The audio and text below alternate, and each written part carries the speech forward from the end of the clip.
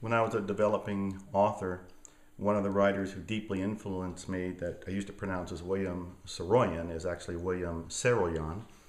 And one of the books he wrote was The Daring Young Man on the Flying Trapeze. It was actually his first collection of stories. And I just ended up receiving a first edition of this. There were only 2,000 copies made when it first came out in the 1930s, I think 1934. But more importantly is this was signed by him.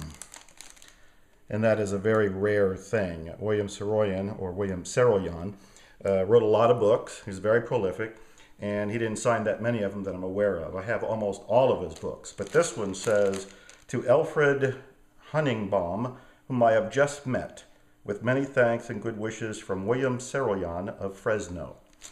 And the other reason that this is so relevant, besides it's adding to my collection, is that the play I wrote and saw produced in 1979 was about William Saroyan.